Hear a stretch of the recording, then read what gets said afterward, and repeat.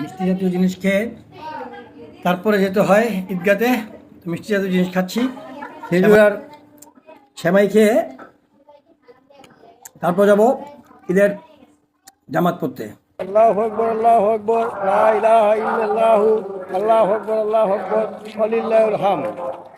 সবাইকে ঈদ মুবারক। আজকে ঈদের দিন আমাদের এলাকায় ঈদগাহ ময়দান নেই, তাই আমরা মসজিদে যাচ্ছি ঈদের জামাত আদায় করতে। সাথে আছে আমার বাইকনার দল।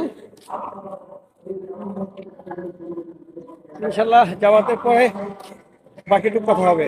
এইভাবে নিজেকে সাজিয়ে রাখার চেষ্টা করব। কোনো মানুষের প্রশংসা করতে না পারি, কারো দুশ্চর্চা করব না। কোনো মানুষ